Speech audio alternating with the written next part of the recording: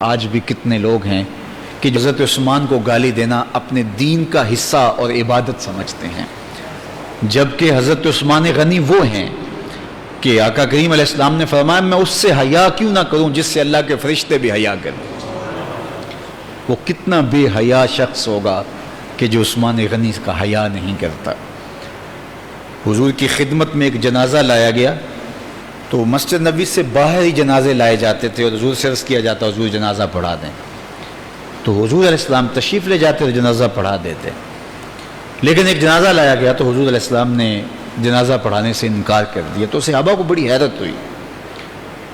تو صحابہ نے عرض کی یا رسول اللہ کبھی ہم نے ایسا دیکھا نہیں ہے کہ جنازہ لایا گیا ہو اور آپ نے انکار کر دیا ہو۔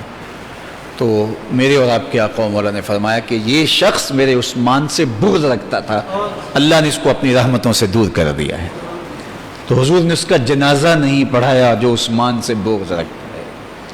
تو حضرت عثمان غنی رضی اللہ تعالیٰ عنہ خلیفہ راشد ہیں، حضرت عثمان غنی رضی اللہ تعالیٰ عنہ ذو النورین ہیں، حضور کی دو صاحبزادیاں یکے بعد دیگرے ان کے نکاح میں آئی ہیں۔ حضرت عثمان غنی نے بیر روما خرید کر کے وقف کیا اور مدینے میں آج بھی ان کا صدقہ جاریہ موجود ہے، اور اہل ایمان وہاں جا کے آج بھی کھجوریں کھاتے ہیں اور وہاں اس کنویں سے نکال کر کے پانی پی کے سیراب ہوتے ہیں، اور یہ عقیدتوں کے رنگ آج بھی دیکھنے کو نصیب ہوتے ہیں۔ اسی طرح حضرت عثمان غنی نے مسجد کی توسیع کی، اور جیش الاسرہ کے لیے حضرت عثمان غنی نے 900 اونٹ اور 100 گھوڑا اور 200 اوقیہ چاندی اور 1000 دینار پیش کر کے اللہ کے محبوب کو اتنا خوش کیا کہ آقا کریم نے فرمایا کہ آج کے بعد عثمان کو کوئی عمل بھی ضرر نہیں پہنچا سکے گا۔ اللہ حضرت عثمان غنی اور حضور کے دیگر خلفاء، جملہ اصحاب، حضور کے اہل بیت، حضور کے متعلقین، حضور علیہ السلام کی صاحبزادیاں، حضور علیہ السلام کے صاحبزادے جو بچپن میں انتقال کر گئے، آقا کریم کے خاندان کے جملہ افراد، بلکہ وہ جگہ بھی جہاں حضور گزرے ہیں، اللہ ہمیں سب کا احترام نصیب فرمائے۔ اقبال نے تو کہا تھا خاک طیبہ از دو عالم خوش ترست، آن خنک شہر کے آنجا دل برست۔ مجھے تو اس شہر حبیب کی مٹی بھی اچھی لگتی ہے، اس لیے کہ وہاں حضور گزرتے رہے ہیں۔ جن ہواؤں میں فضاؤں میں حضور کے سانسوں کی مہک موجود ہے، اس شاک ان ہواؤں کو بھی عزیز از جان سمجھتا ہے، اور عقیدتوں کے رنگ اور محبتوں اور عقیدتوں کے رنگ جو ہیں وہ اس کے دل کے اندر بکھرتے رہتے ہیں۔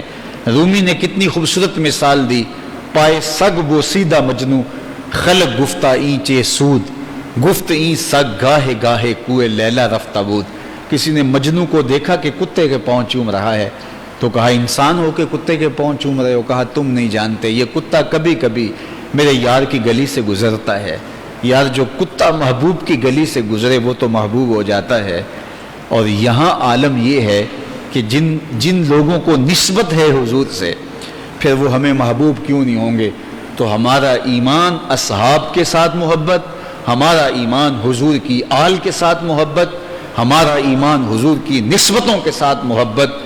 حضرت ابو ہریرہ رضی اللہ تعالیٰ عنہ نے ساری زندگی جو کمان ہے اس کمان کو بے وضو ہاتھ نہیں لگایا۔ کسی نے کہا یہ کہیں سے لوہے کی ڈھل کے آئی ہوئی کمان ہے، اس کو تم بے وضو ہاتھ کیوں نہیں لگا رہے؟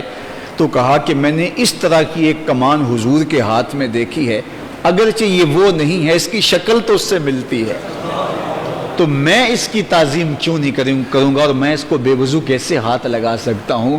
اور امام حاکم نے روایت بیان کی ہے کہ مختلف صحابہ حضور کی مختلف صفتوں کے مظہر تھے، لیکن حضور کے سب سے خلق میں مشابہ اگر کوئی شخص تھا تو کہا کہ وہ حضرت عثمان غنی رضی اللہ تعالیٰ عنہ تھے۔ حضور کے اخلاق کریمانہ کا عکس دیکھنا ہو تو وہ عثمان غنی ہیں رضی اللہ، اور خلق میں سب سے اوپر درجہ حیا کا ہے، اور حضور کا وصف کہ کان اشد حیا من ازرا فی خدرہا، کمواری لڑکی پردے میں ملبوس جس طرح حیادار ہوتی ہے حضور اس سے بھی زیادہ حیادار تھے، اور یہ عکس حضرت عثمان غنی رضی اللہ تعالی عنہ میں دیکھا جا سکتا ہے۔ کہ حیا کا جو جوہر آپ کو نصیب ہوا وہ آپ کا مقسوم ہے۔ اللہ آل و اصحاب کی غلامی نصیب